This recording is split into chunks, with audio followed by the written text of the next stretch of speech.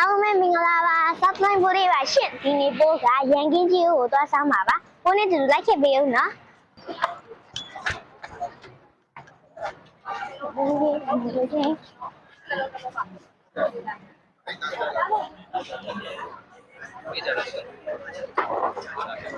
ဆိုင်လေးကတော့အပေါ်တက်အောက်တက်ရှိတယ်အပြင်မှာလည်းထိုင်လို့ရတယ်ပိုးတို့ကတော့အပြင်မှာပဲထိုင်လိုက်ပါတယ်ရှင့်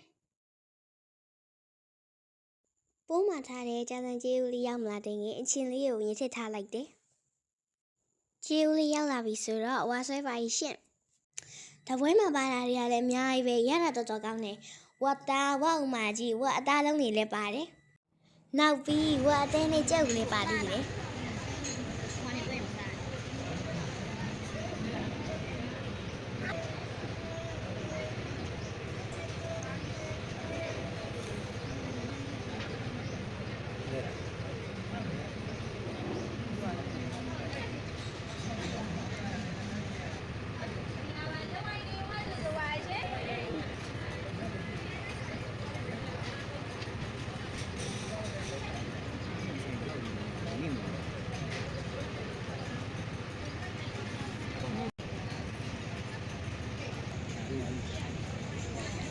ဥမာကြီးကိုချင်းနဲ့တို့စားရလဲပို့ကြိုက်တယ်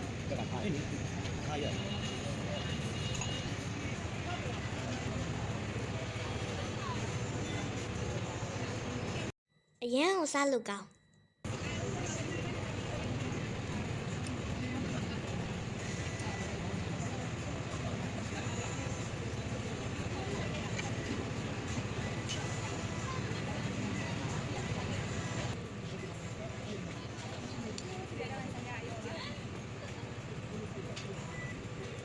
ဝတ်စားရရောက်မှာရဲ့ဖီရဲ့ကျေးဦးစီချက်နဲ့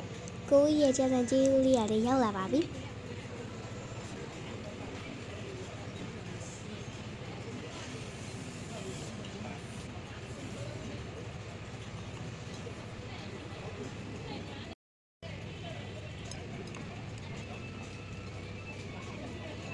မေရဲ့ဆံမြကျေးဦးရတယ်မြင်လိုက်တာနဲ့စမ်းကျင်စရာလေး